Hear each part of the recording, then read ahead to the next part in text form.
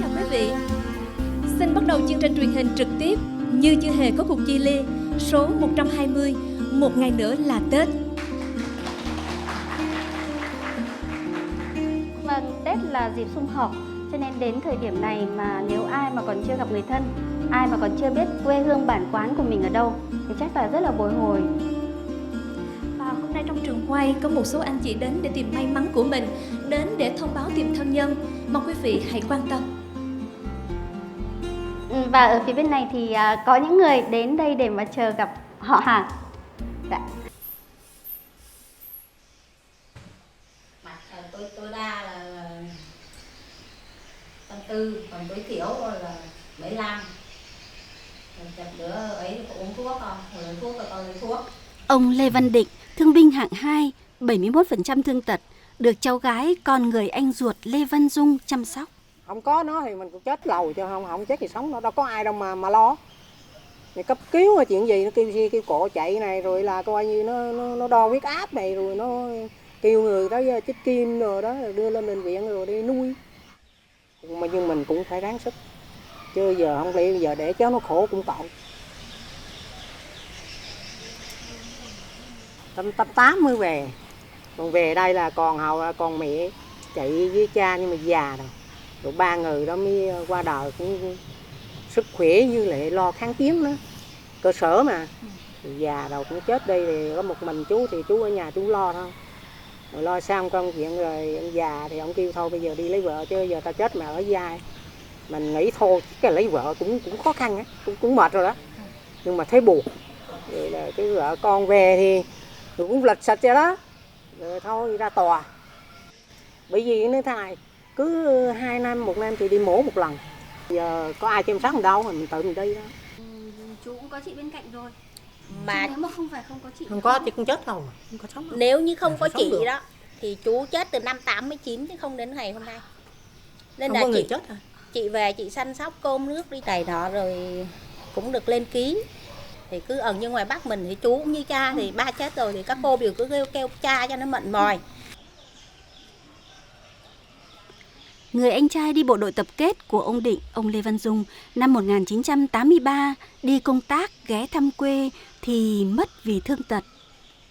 5 năm sau, con gái đầu lòng của ông mới có điều kiện vào thăm mộ cha, rồi không trở lại Bắc nữa. Chị Nhung quyết ở lại chăm chú.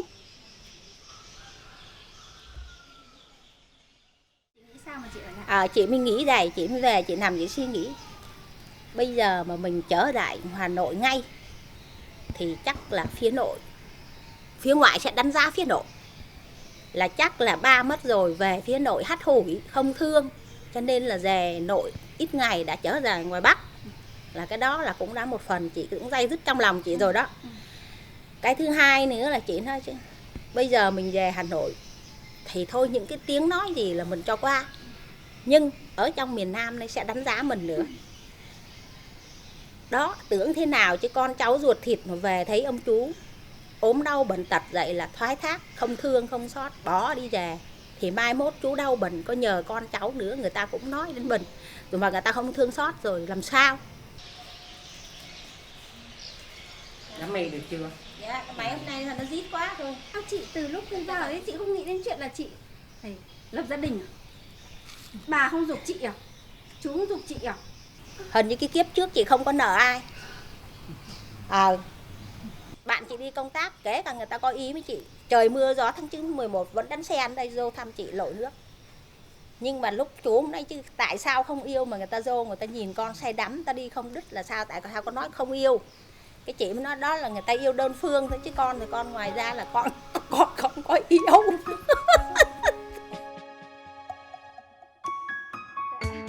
Chúng tôi đã được chứng kiến câu chuyện của hai chú cháu rất là đơn giản như thế, giữa một khu vườn, một vườn rất là yên tĩnh, sống đơn giản như vậy. Chú thì năm nay 73, dạ, chị thì cũng 58 rồi. Và cứ thế thôi ạ. Thế nhưng mà chị cái hôm đó thì chú với chị cái bàn nhau là thế bây giờ đi đón người nhà thì bỏ bàn thờ 30 Tết này ai sẽ thắp hương?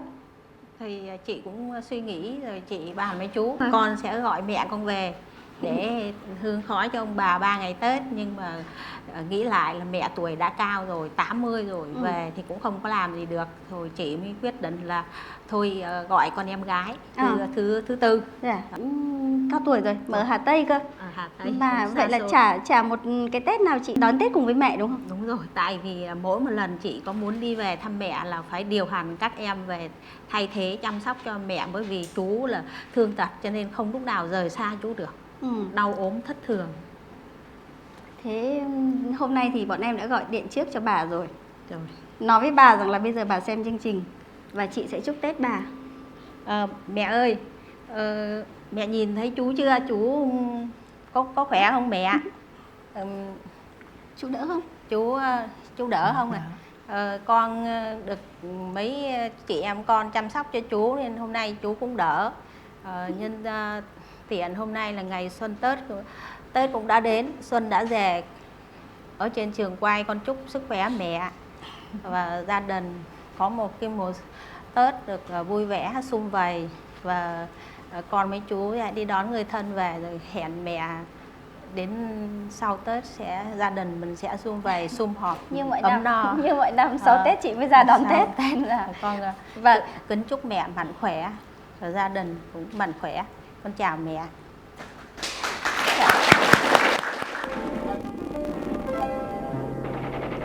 Miền Nam em dưa nhiều, miền Nam em dưa nhiều, miền Nam em xoài thơm, miền Nam em khoai.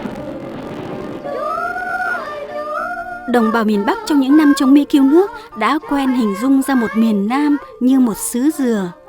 Chính là từ hình ảnh của rừng dừa Tam Quan, Bình Định. Khi nước nhà chia cắt theo Hiệp định Geneva, Tam Quan được lựa chọn làm điểm chuyển quân ra Bắc, và dừa chính là hình ảnh lưu luyến cuối cùng đối với những chiến sĩ miền Nam lúc rời bến đi tập kết. Trong trang sách giáo khoa lớp 1 thời chiến có bài thơ: Em sinh ở Tam Quan, giữa miền Nam ruột thịt, quê em dù xa tít, em vẫn nhớ vẫn thương. Ở bám trụ, nếu mà tính ở xã Tân Bắc đây là gia đình có công cách mạng là trên 1.000, liệt sĩ là phải 800 mấy, Mỹ anh hùng không là 108 Mỹ. Hồi trước là lấy cái cầu Người Trăng thế này là có đồn ở đó. Tối là người ta rào, tự nhiên ấp chiến lược người ta rào lại, là bên này là của Cộng hòa, dưới này là của cách mạng.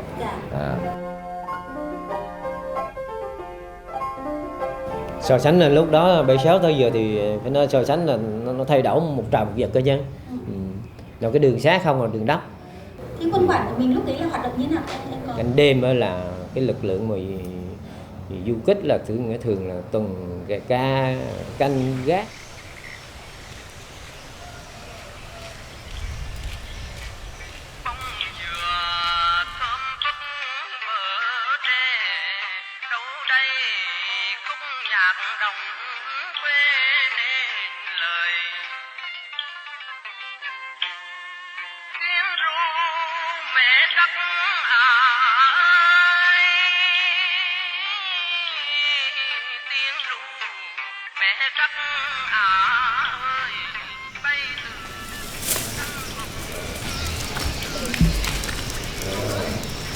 Sao con đi tìm nhà vậy?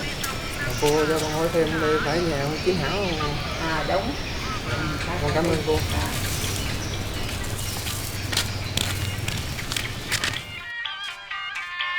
Quê tôi vừa ngọt Tam Quan, mắm ngon mỹ cá tràm quý nhân, cờ đào áo phải tây sơn, nghĩa tình còn trong tâm. Con là ai? Dạ con là cậu chồng của anh Hảo.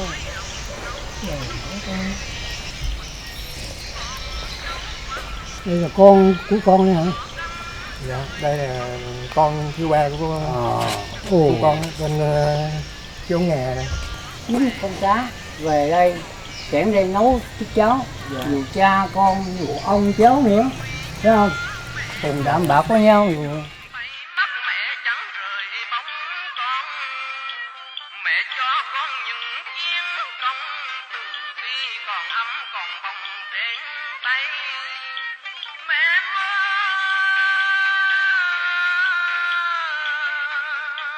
Mẹ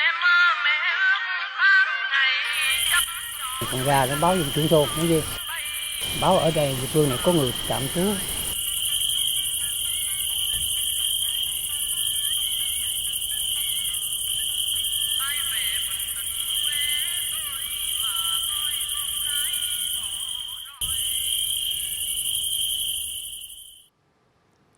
Vâng, đó là câu chuyện của gia đình chị đúng không chị Nga? Dạ đúng, cái đứa bé đó là tôi. Phải đứng lên hơi người.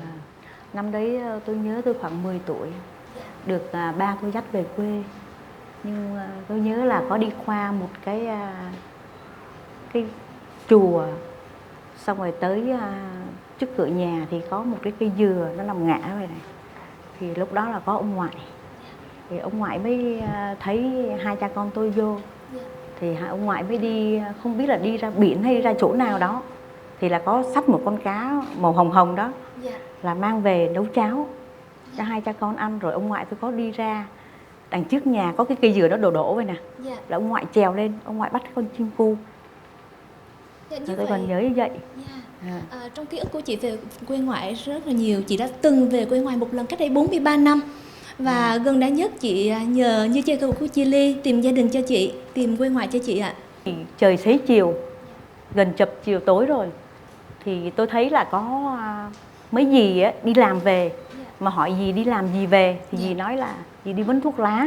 Đó, rồi thấy dì gánh nước về thì hỏi dì ủa sao đằng trước nhà mình có cái giếng mà mình không lấy giếng đó mình xài vậy? Tại tôi trong miền Nam vào tôi đâu có biết là nước đó là nước mặn. Xong cái gì đó là nước mặn không ăn được, phải cái gánh nước ngọt ở đâu đó về để ăn.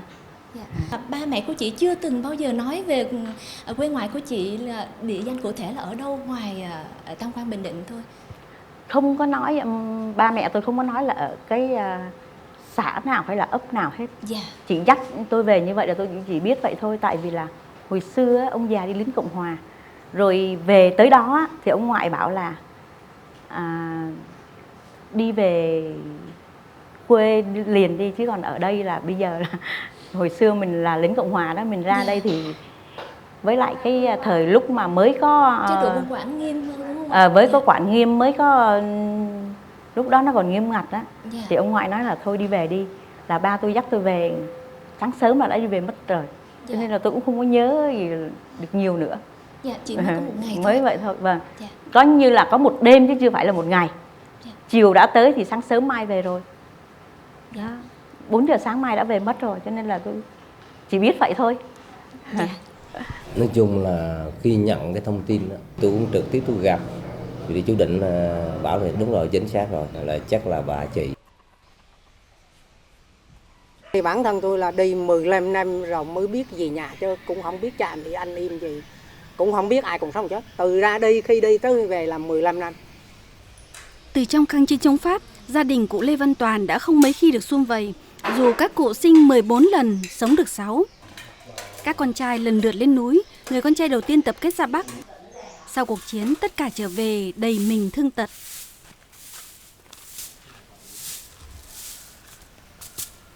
Cha ơi, cô về!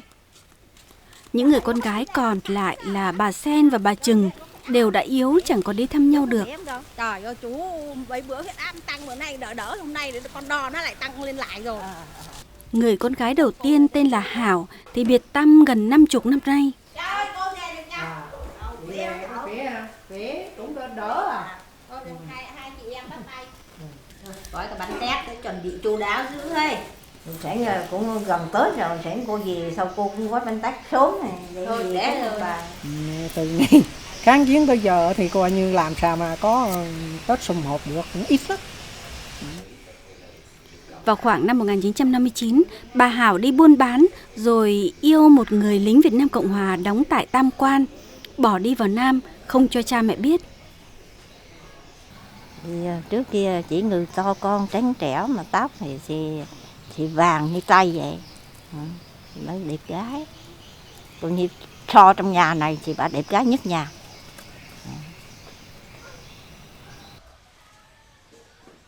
Nên bị tư gì đây chị kia chị đi bán chuối, rồi chị mới bán rồi chị ký gì xem cha mẹ em, biệt tới giờ luôn chẳng biết đâu ở đâu là ở đâu. Trong khi nghỉ giải phóng rồi thì có anh hai anh dẫn đứa nhỏ gì 8-10 tuổi gì đó mà sinh con Nga. Nói ra cái khác, nói ra cái khác.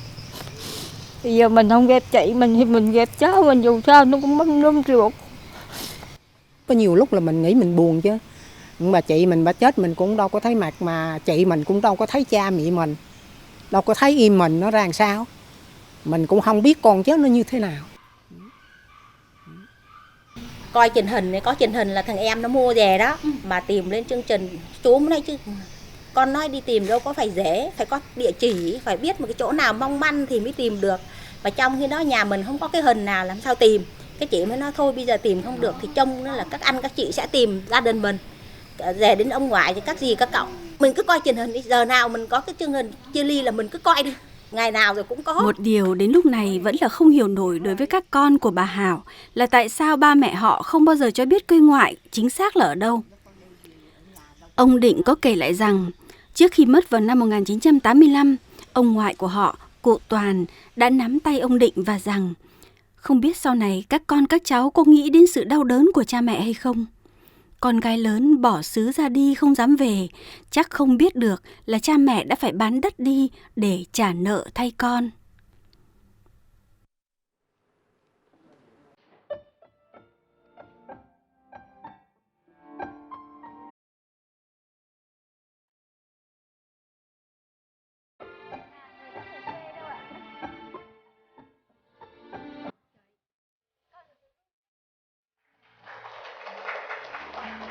Ra đây với chú, ra đây với chú, ra đây với chú để chú ngồi. Chú yếu rồi. Đây, đây. Chị lại đây với chú. Anh Tuấn con chú Dung.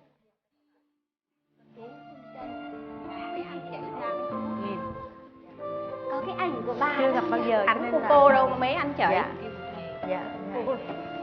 Đây là chị hai con, chị ba. Đúng là giống cô Điệp không ạ? Đây đưa cho chú xem. Giống cô. Chú ơi, mẹ em Giống cô ha. chị Hảo. Giống cô mới giống bà. Tuấn. Giống cô mới giống bà. Định mẹ nói là chú Út mà. Không, còn chú Út không có về được. Còn một chú Út thì chú Thành, nhưng mà chú không bên sò não. Chú thần kinh không ổn định nên không cho chú đi nữa.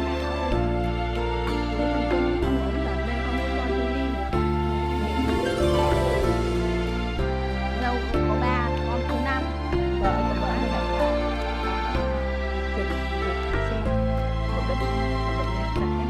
không, 3 heo. Còn Dung. 3 heo mình tập hết.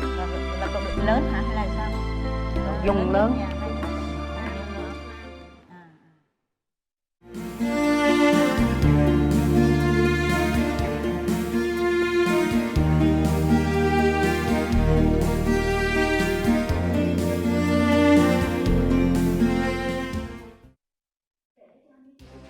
Kể từ tháng 2 này, Như Chưa Hề Có Cuộc Chia Ly sẽ phát sóng trực tiếp mỗi tháng một số trên kênh truyền hình VTV9 với khung giờ 16 đến 17 giờ, Chủ nhật đầu tiên của tháng. Khung giờ chiều Chủ nhật này sẽ thuận lợi hơn cho nhiều gia đình cùng theo dõi, theo ý kiến phản hồi. Đồng thời, cũng cho phép đội ngũ làm chương trình thực hiện được nhiều cuộc kết nối trực tiếp từ địa bàn.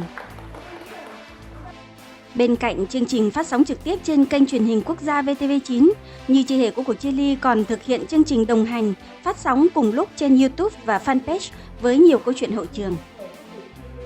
Như Chưa Hề Có Cuộc Chia Ly sẽ mở rộng phạm vi truyền thông. Một trong các lý do là thông tin tìm kiếm càng đến được với nhiều người thì các cuộc tìm kiếm càng nhanh có kết quả. Hoạt động thiện nguyện tìm kiếm và đoàn tụ người thân Như Chưa Hề Có Cuộc Chia Ly do Tổng Công ty Bưu điện Việt Nam đồng chủ trì.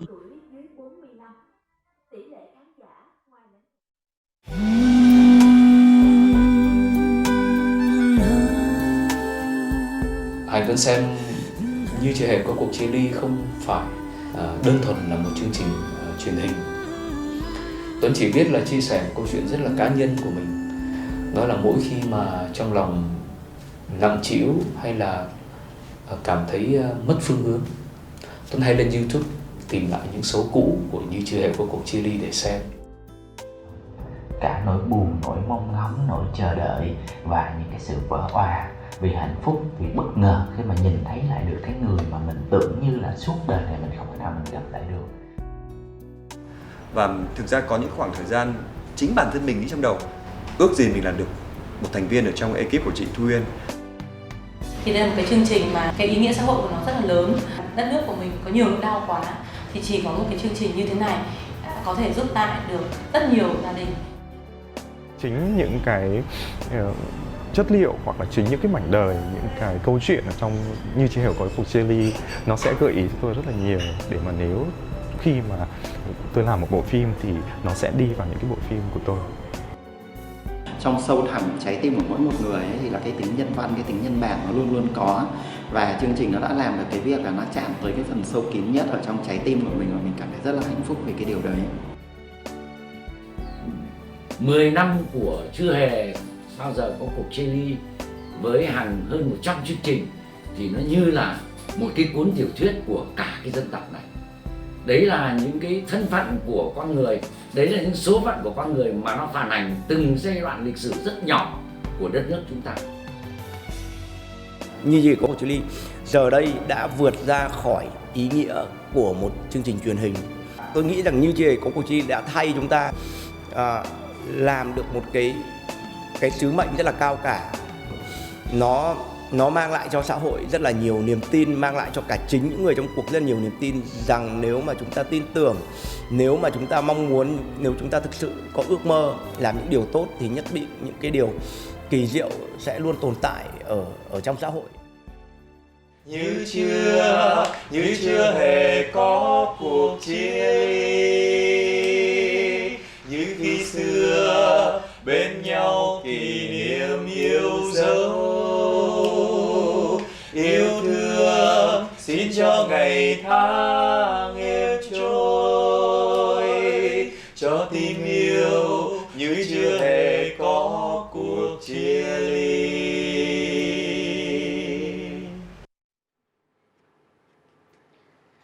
Thưa quý vị, những người mà chịu cảnh ly tán lúc này thì đang rất là cần đến sự giúp đỡ của cộng đồng. Dù là quý vị đang theo dõi chương trình này trực tiếp trên VTV9 hay là đang theo dõi trên di động VTV Go, hoặc là đang theo dõi chương trình đồng hành Như Chưa Hề Có Cuộc Chia Ly mà chúng tôi đang phát trực tiếp ở trên kênh YouTube và trên fanpage của Như Chưa Hề Có Cuộc Chia Ly, thì chúng tôi vẫn mong muốn nhất là quý vị hãy lưu tâm đến những trường hợp mà vẫn đến đây để thông báo tìm kiếm qua ảnh, thông báo tìm kiếm tại trường quay. Và chúng tôi cần đến sự lưu tâm của quý vị là bởi vì là biết đâu là quý vị sẽ nhận ra là những người mà chúng tôi cần tìm là người quen của quý vị. Thậm chí có khi các quý vị sẽ nhận thấy rằng người cần tìm lại chính là quý vị. Đây là cô Nguyễn Thị Hồng đến từ Bến Lức, Long An. Cô Nguyễn Thị Hồng lạc em gái là Nguyễn Thị Hòa vào dịp Giáp Tết như thế này, 50 năm trước, vào Tết Mậu Thân năm 1968. Tôi là Nguyễn Thị Hồng, sống ở Bến Lức cũ ngày xưa. Thì gia đình tôi vào năm 1968 đó, thì gia đình có thất lạc một đứa em, nó tên là Nguyễn Thị Hòa. Vào đêm Tết đó thì gia đình tôi bị bom đi, với tôi thì bị thương. Sống ở trong nhà thì có ông bà nội tôi, mẹ với lại 5 chị em. Thì con Bình với ông nội bà nội thì ngủ nhà trên, còn tôi và mẹ với mấy đứa em thì ngủ trong hầm. Cái bom nổ đi, cái tôi bị thương. Mẹ tôi với ông Hòa thì không có bị thương. Thằng em Nguyễn Nhân Dân thì nó bị cụt cái tay cái chân. Rồi còn con Yên thì nó bị tức hơi. Rồi cái nó cũng đưa đi cấp cứu nữa, đưa ra bệnh viện căn cứ Mỹ ở Bến Lức mới tại đó nặng đưa đi. Đúng không ạ? Chị cũng được đưa lên bệnh viện. Chị cũng đưa bệnh viện căn cứ Bến Lức, căn cứ Mỹ Bến Lức rồi máy bay đưa lên căn cứ Long Bình điều trị trên đó. Cái đưa đi lên đó thì mẹ tôi với là con Hòa đi lên máy bay, xong rồi cái đưa tôi vô phẫu thuật. Thì nhỏ em tôi nó không có bị thương, nó mới nằm ngồi ở ngoài. Thì khi phẫu thuật xong đó, thì tôi ra tôi mới hỏi mấy ông em tôi đâu. Thì mấy ông nó nói là hồi nãy có chiếc máy bay là chở em bé đi tị nạn rồi, giờ không biết đi đâu. Tóm lại là chị Hòa lúc đấy là chừng 4 tuổi và Lạc là Lạc ở căn cứ, tức là bệnh viện căn cứ Mỹ ở Long Bình, Đồng Nai, vào năm 1968, vào Tết 1968. Vậy thì nếu mà ai mà có cái thông tin là mình được nhận làm con nuôi vào năm 1968 đó, hoặc là mình cũng không có nhớ nhiều lắm về gia đình nhưng mà biết là mình là con nuôi từ một cái căn cứ của Mỹ, thì hoàn toàn có thể là liên lạc với chúng tôi, bởi vì chúng ta hoàn toàn có thể thử ADN để xác nhận là có huyết thống hay không. Vâng, em mong là đến, nói chung là một dịp Tết là cái dịp để hy vọng. Bây giờ là chúng tôi đang chờ thông tin từ quý vị ạ. 028 6264 7777, 028 6264 7777. Dạ, biết đâu là chị Hòa sẽ lên tiếng. Vâng, có thể bây giờ chị không tên là Hòa nữa, chắc chắn là chị không tên là Hòa nữa rồi, nhưng nếu ai có hoàn cảnh là được nhận làm con nuôi vào năm độ 3-4 tuổi từ một căn cứ Mỹ thì xin hãy liên lạc với chúng tôi năm 1968. Vâng ạ, trường hợp của anh Tài. Vâng. Cứ mỗi một dịp Tết mà nghe thấy tiếng trống múa lân, anh Tài đã thất lạc trong một lần mà đi theo một đoàn múa lân vào một dịp Tết. Vâng. Vâng. Kính chào khán giả trên nguồn quay, các anh em trong này. Năm đó tôi á là Châu Văn Tài, là cha mẹ nuôi đặt bây giờ là Châu Văn Tài. Trước á là tôi á là tên Tèo, cha mẹ ruột đã kêu là tên Tèo. Năm đó là tôi còn bé quá mà mình phải cố gắng nhớ lại, có một đoàn múa lân đi ngang rồi chúng tôi mới đi theo đoàn múa lân. Là năm khoảng tôi nhớ kể lại là năm 73, 74. Mọi người hãy chú ý đến gương mặt của anh ạ. Biết đâu là có ai đó mà thất lạc con trai vào năm 1973, 74, 75, nghĩa là thời mà trước khi mà thống nhất ạ. Nếu mà có con trai thất lạc mà nếu mà thấy gương mặt của anh có điều gì gợi nhớ thì xin hãy gọi điện cho chúng tôi. Chúng ta hoàn toàn có thể thử ADN trong trường hợp mà anh cũng không có nhiều trí nhớ. Nhưng đây là tất cả những gì anh nhớ. Anh nhớ anh tên là Tèo, gia đình ở Sài Gòn. Và cái đặc biệt là gia đình ở trong một cái hẻm và nó cách không xa đường lắm. Anh có thể nhìn từ nhà và anh nhìn ra ngoài phố. Anh đã thấy rất nhiều xe lính đi qua. Và trong một gia đình thì có mẹ vừa mới sinh em bé, có ba thì thường đi làm về khuya. Nhà có anh hai, anh ba, rồi có ai đây nữa thì anh không nhớ lắm. Nhưng mà đặc biệt á, là ở nhà là nó cái bức vách ở đằng sau là nó có lỗ thủng. Và anh nhớ anh như thế nào? Đi ra đi theo mà mấy bạn với múa lân đi theo luôn, là tới một cây cầu mới tối quá đi rồi ngồi khóc, nó có một người, hai người đi ngang chạy xe ngang mới dẫn đi luôn, rồi là thất lạc luôn. Dạ. Sau đó thì anh được đưa về nhận là con nuôi, đặt tên là anh Châu Văn Tài và được đưa về miền Tây sống. Sau đó đến lúc mà ba con đã trưởng thành rồi, đã lập gia thất rồi thì anh với chị đã lên thành phố cách đây 2 năm anh nhỉ? Để mà làm công. Lên chưa lên thành phố á, tôi có xuống mẹ Nam Hải. Tôi lại bà không bả 100 lại cầu xin cầu xin được tìm được người thân, ông bà cha mẹ, các anh em tôi. Vấn đề là như thế này, chúng tôi đã tưởng là chúng tôi có thể là trước Tết này nói một tin vui gì đó cho anh Tài và một gia đình nữa, cũng có một người con trai đi theo đoàn múa lân vào cũng lúc 4 tuổi và từ Sài Gòn, và sau đó thì thất lạc. Chúng tôi đã thử ADN, cũng xin mẫu tóc của hai bên và thử, và cuối cùng cách đây mấy hôm thôi thì Trung tâm phân tích ADN và công nghệ di truyền của chị Nguyễn Thị Nga có gửi cho chúng tôi, và hai bên đều rất buồn bã, nói rằng cái giữa hai bên là không có quan hệ huyết thống. Đấy một điều đáng tiếc, đủ để thấy rằng là cái trường hợp là theo đoàn múa lân để trẻ con đi lạc là không phải trường hợp hãn hữu gì đâu. Chúng tôi hy vọng là tiếp đây mọi người, các gia đình nghe thấy thông báo này thì hãy nhớ tìm thêm một trường hợp nữa ngoài anh Châu Văn Tài là đi lạc vào quãng độ năm 73, 74 thì còn một cậu bé nữa tên là Vòng A Toàn thì cũng đã thất lạc. Về một người con trai khác, cũng thất lạc do đi theo đoàn múa lân qua ngõ. Nhỏ thì anh Toàn trông như thế nào? Chứ có 4 tuổi, thấy không? 4 tuổi à, đâu có cái gì đâu, có đi chơi đó ai đâu, cứ ở nhà chơi thôi. Đó thì nó chỉ vẫn có múa lân đi coi múa lân, đâu có biết đâu. Anh Vòng A Toàn ở nhà gọi là Tài bé, con một gia đình người Hoa, đi lạc khoảng năm 1976, lúc 4 tuổi. Khi đi lạc, Toàn mặc áo nâu nhạt sọc trắng, quần ngắn màu xanh rộng. Năm nay, anh Toàn, tức Tài bé, 45 tuổi.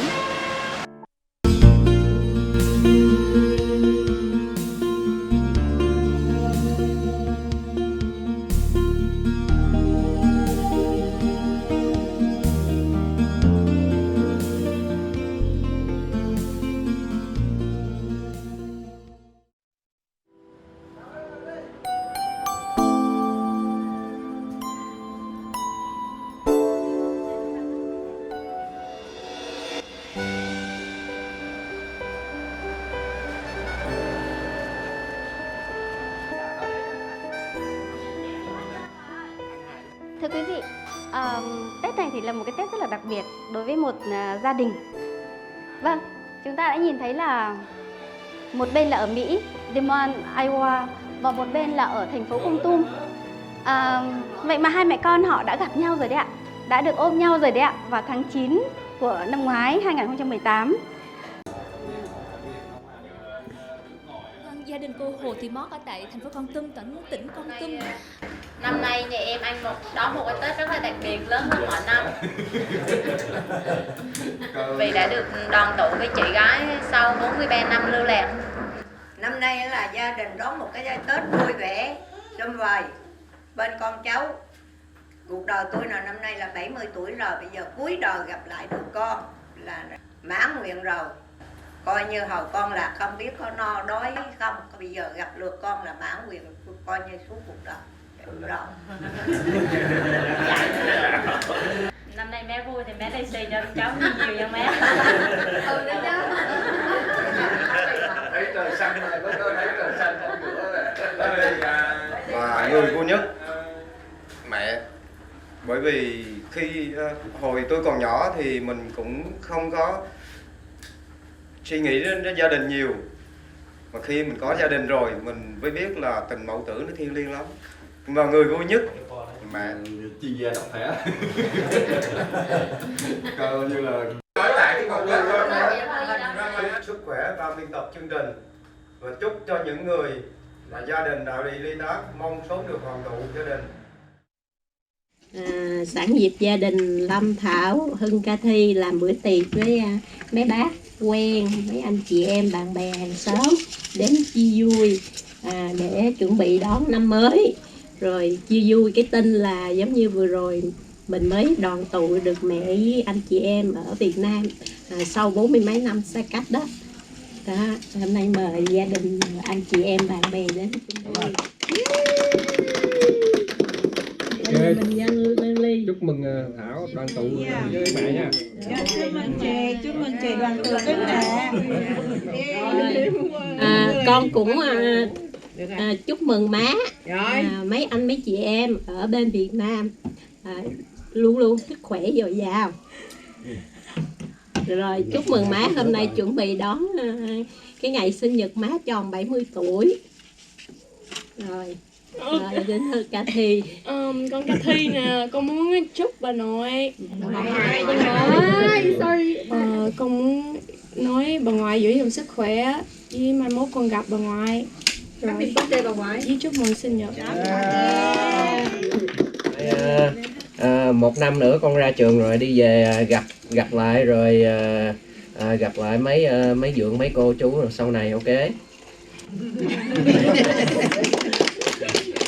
Rồi.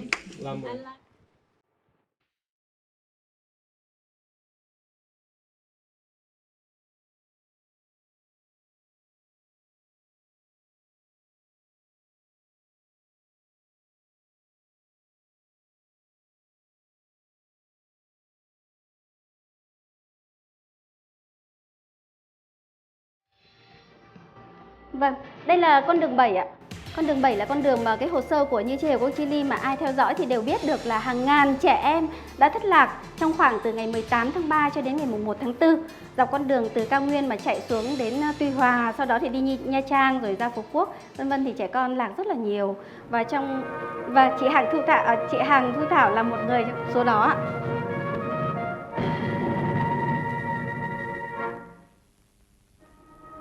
Thị xã Kon Tum, một vị trí chiến lược quan trọng ở phía bắc Tây Nguyên, và ngày 18 tháng 3 năm 75, giữa thị xã, cờ giải phóng đã phấp phới tung bay.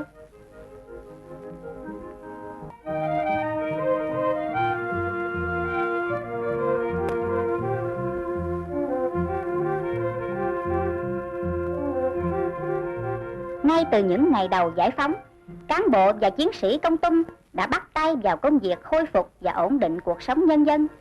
Việc đầu tiên được tiến hành gấp rút là tổ chức mọi phương tiện đón nhân dân trở về thị xã trong sự giúp đỡ thương yêu của bộ đội giải phóng. Một gia đình cũng đã trở về Kon Tum trên chuyến xe của bộ đội, là gia đình của bà Hồ Thị Mót. Khi đi, bà mang theo 3 đứa con nhỏ từ 1 đến 5 tuổi. Bà đã để lạc đứa con gái 3 tuổi Thu Nga. Tốt ghê chưa, ngắt cái đọt lại về luộc. Tụi nó ăn nó ra đây nó hái mà. Rau sạch mà. Khi đó ông Châu là lính văn thư.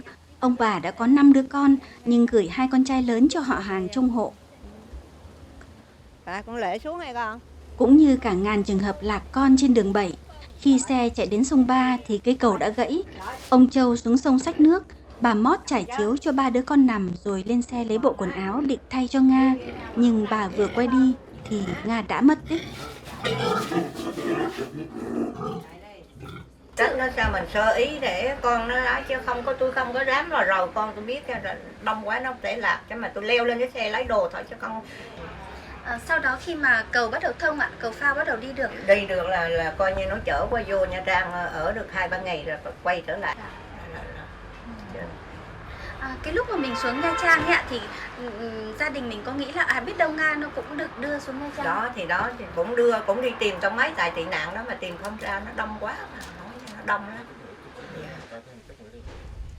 Cái tội ba nó lắm ta rồi. Không về ông buồn rầu mà ông lâm bệnh.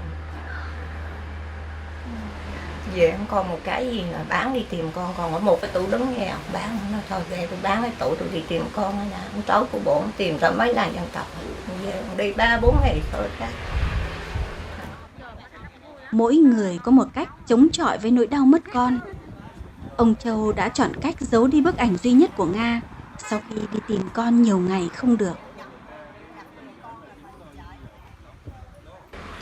Phải ráng lo làm ăn để nuôi con chứ bây giờ ông buồn rầu nên là nó đã dẫn rồi con không ai nuôi nữa khổ rồi. Tầm 90 là bị hết sinh. Bây giờ hiện thời là 6 dâu 4 rể. Bây giờ coi như con cháu dâu rể là 40 mấy người rồi. Nhờ bàn tay của ông Châu ngày làm hợp tác đêm vỡ hoang mà ngày nay 10 người con đều được bà Mót chia cho đất lô rộng 5 mét liên tiếp nhau trên mặt đường quốc lộ 14. Để ước vọng trong đầu là lúc nào con nó cũng ở trong người mình hết không? Nói với đông con mà mất một đứa con mà đâu được. Lúc nào con cũng ở trên người mình. Trong người mình. Mơ tưởng nằm xuống là thấy. Thì mấy đứa nhỏ cứ hỏi bây giờ má, con hỏi thiệt má bây giờ má nói anh sợ cho chị chết thì sống nó không, lúc nào cũng còn sống. Đấy là mẹ cũng mãn nguyện rồi.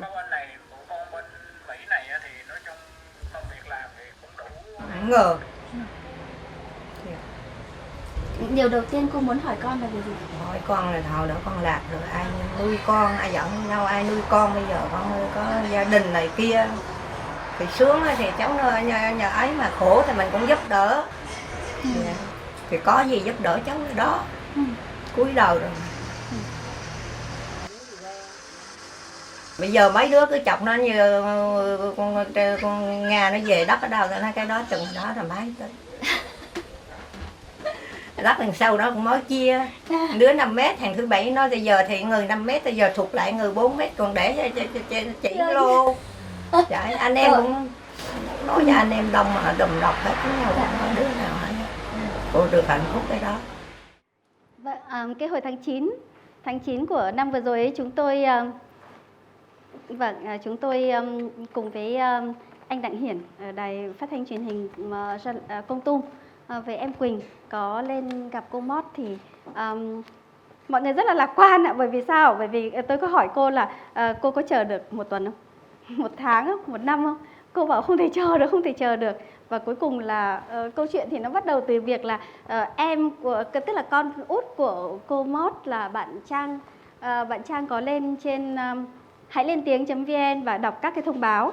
Và sau đó thì bạn có nói rằng bạn đã thấy được một hình ảnh của một cô bé mà giống hệt như con gái của bạn.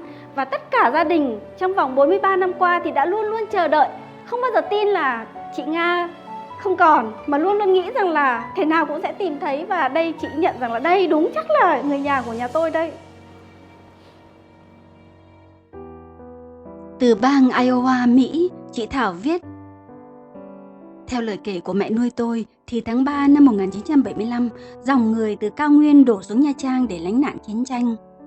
Lúc đó quá nhỏ, tôi không nhớ nổi, hình như có một chú tốt bụng thấy tôi ngồi một mình ven đường, nên chú đã bồng tới trại tạm cư là trường tiểu học khóm Vĩnh Điềm, phường Ngọc Hiệp, Nha Trang.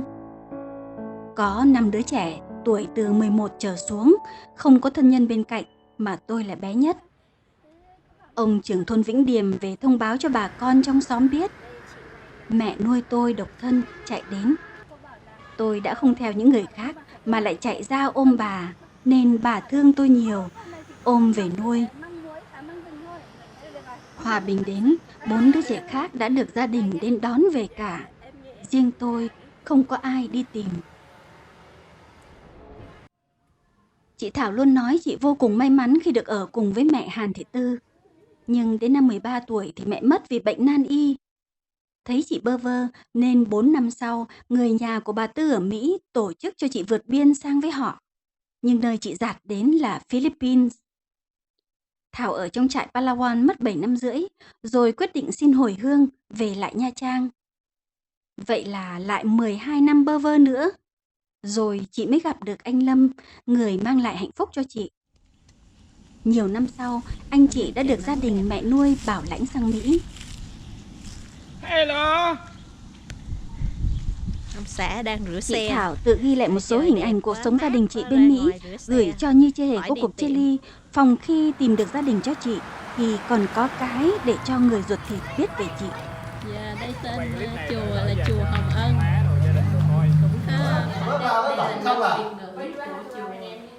Không, họ tên là ý đây thầy muốn nói là anh chị em tên là gì?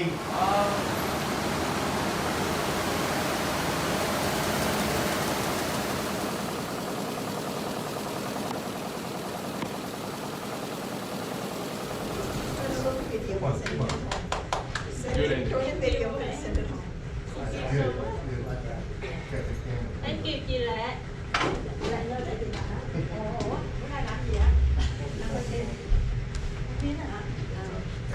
Mà cũng nhờ cái anh mà làm chung hãng với em, ảnh theo cái chương trình ấy, mỗi tháng ra ảnh đều coi. Ảnh tên là Vinh, Lương Vinh.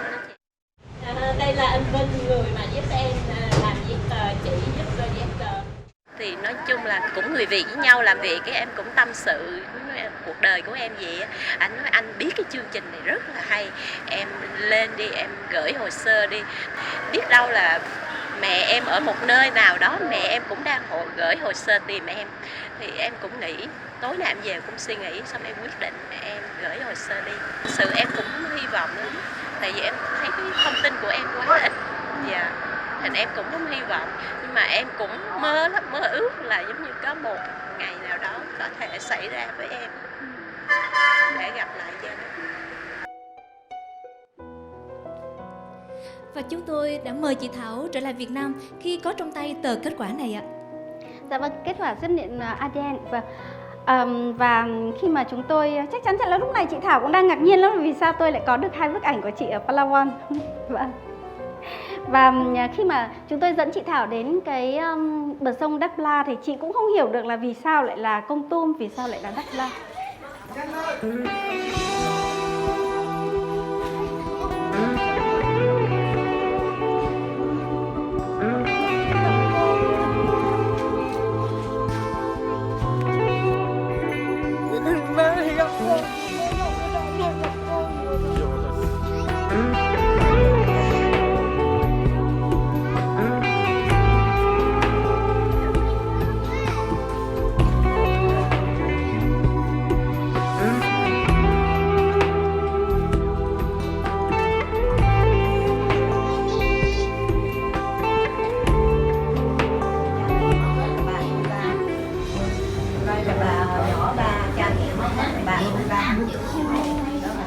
đất trời như sụp đổ,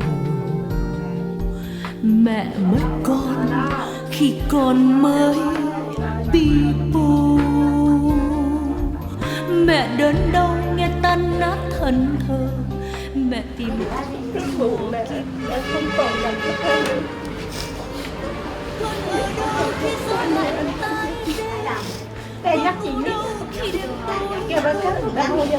Liệu đời con có ai còn ngọt tới?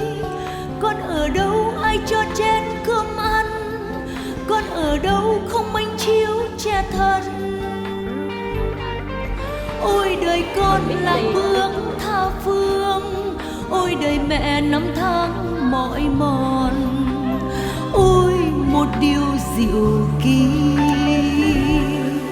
như chưa hề có cuộc chia ly. Ôm con ôi một điều dịu kỳ.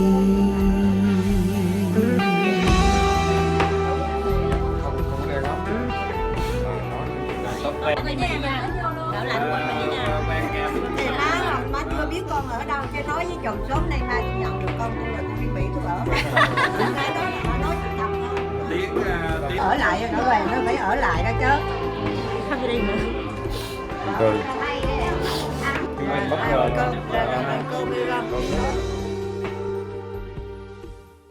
Cứ như là hàng ngày hai mẹ con vẫn gặp nhau. Nhắc lại video này em vẫn thấy bạn xúc động và vẫn còn cái cảm giác bất ngờ. Ước gì giờ này chị đang ở đón Tết cùng với gia đình để Ngũ Lâm công chúa nhà mình cùng đi chợ, cùng sống Tết và cùng làm bánh mứt cúng ông bà trong ngày. Chị Thảo rất là tâm lý, chị liền mua cho mẹ một cái iPad. Từ ngày có iPad thì nói chung là mọi người trong gia đình ai cũng ngạc nhiên và ai cũng vui vì mẹ cập nhật tin tức và mẹ được nói chuyện với chị trong chương trình. Ai cũng cảm thấy mừng. Qua bên đó thì tụi em cũng đang chuẩn bị là ít đặc sản măng khô rừng để làm quà chị và tất cả bạn bè bên đó để biết đặc sản của Tây Nguyên của quê hương mình. Ok. Coi như là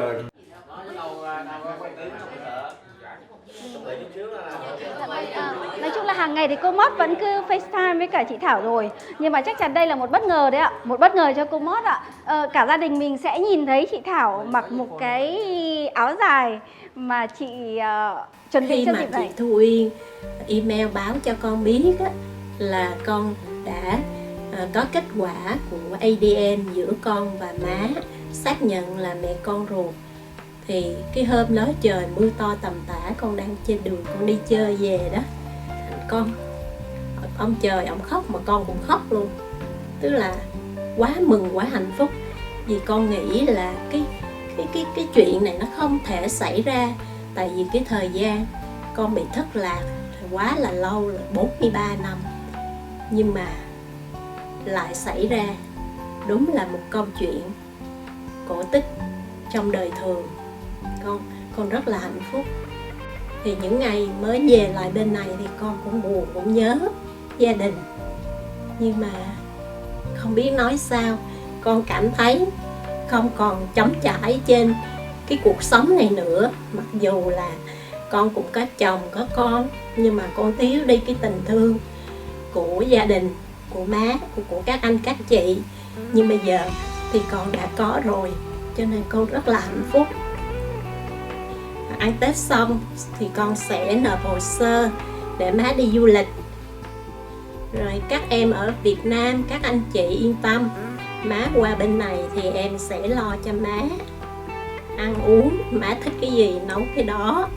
Rồi dẫn má đi những cái thành phố lân cận ở tiểu bang con chơi cho biết.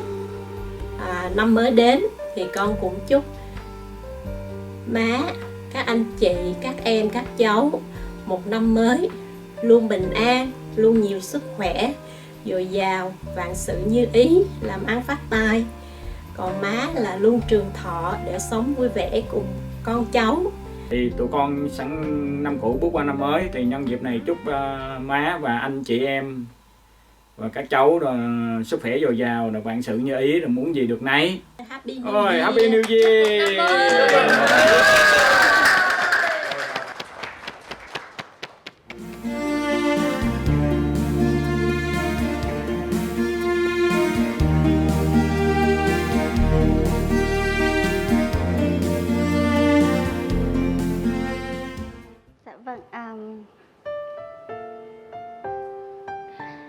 Nếu mà lúc này mà có một phép màu ấy thì chắc chắn là chúng tôi ước là có một phép màu để cho những người ngồi đây đang chờ để mà đăng ký để tìm gia đình, có thể được gặp người thân, nhưng mà chẳng có một phép màu nào cả. Và chúng ta vẫn tiếp tục phải thông báo, vẫn tiếp tục phải lan tỏa những cái thông tin thông báo để đến lúc nào đó ở trong năm mới họ có thể sẽ tìm được nhau.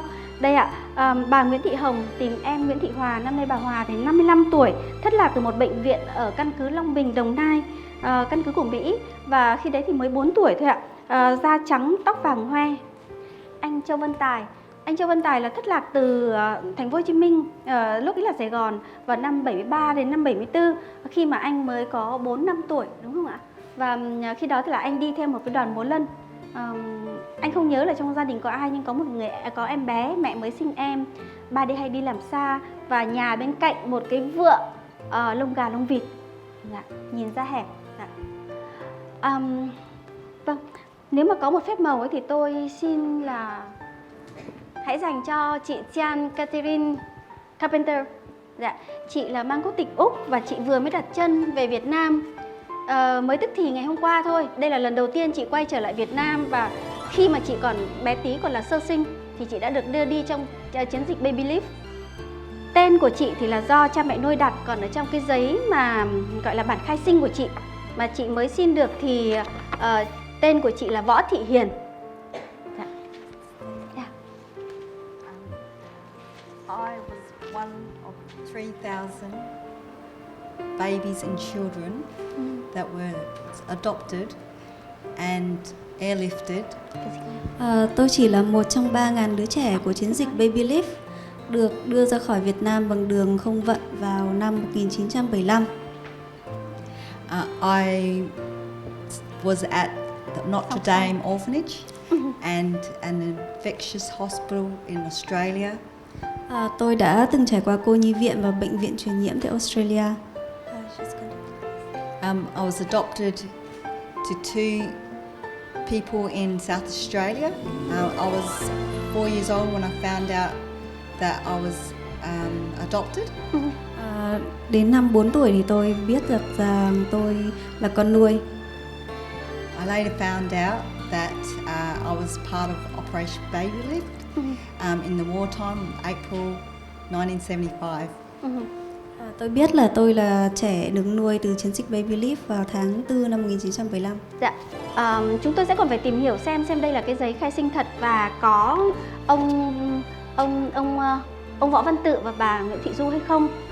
Tuy nhiên thì vì chị Jean Catherine là vừa mới đặt chân đến Việt Nam, ngày mai thì chị sẽ đi Phan Thiết và để tự tìm xem là liệu là có thông tin về gia đình mình hay không. Cho nên chúng tôi rất mong là nếu mà có một bà mẹ nào đã phải bỏ con vào cô nhi viện vào năm 1972, 73, 74, 75 thì xin hãy liên lạc với chúng tôi, bởi vì chúng ta hoàn toàn có thể là giám định ADN để mà có xác định được là đây có phải là con của mình hay không. Chúng tôi không dám hứa, nhưng mà chúng tôi sẽ cố gắng hết sức.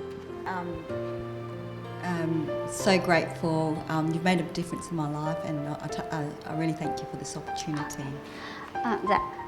Có một điều đặc biệt là giống với nhiều trẻ Baby Leaf là bây giờ vào cái thời điểm này là các anh các chị đã đến một tuổi đã trưởng thành rồi, đã có con rồi và rất là mong được biết được nguồn gốc của mình như thế nào. Nhưng đối với chị Jean Catherine thì đặc biệt là chị vô cùng tha thiết.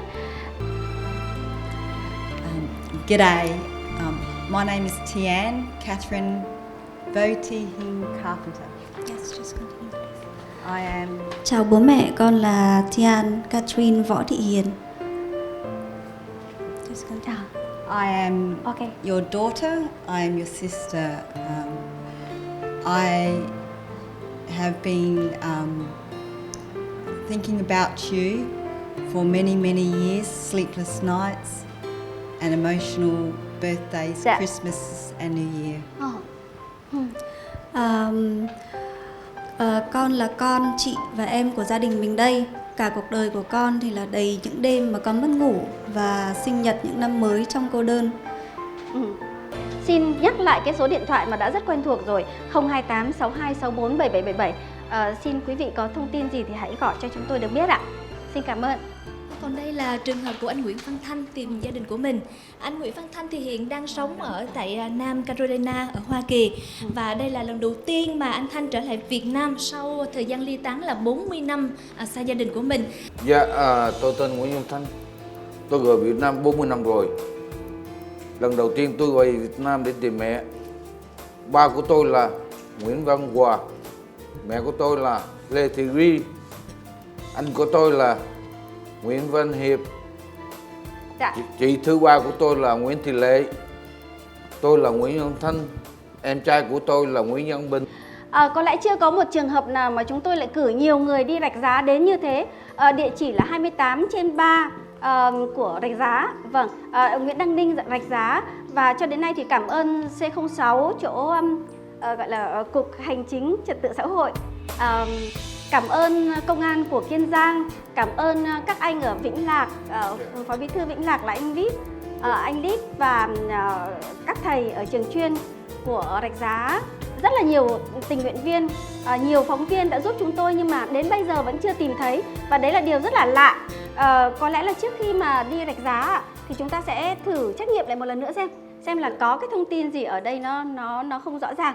Vâng, chúng tôi mong rằng là năm mới sẽ mang lại nhiều may mắn cho những trường hợp các anh chị đang ngồi ở đây đang chờ thông tin của chúng ta. 0862647777, 0862647777 ạ.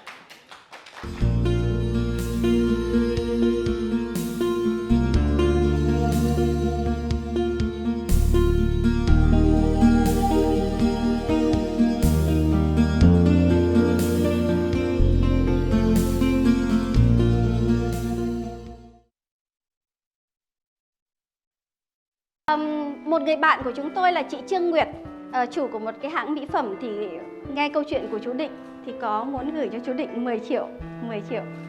Chú chữa bệnh nhé chú. Và nhất định sẽ không để xảy ra một cái cuộc mổ lần thứ 19 đúng không ạ? Dạ đúng rồi, bây giờ có các cháu đây rồi. Vâng, chúng tôi xin tạm biệt quý vị khán giả và chương trình tiếp tới của chúng tôi 121 thì sẽ được diễn ra vào ngày mùng 3 tháng 3. Còn các chương trình phát lại thì vào mấy giờ?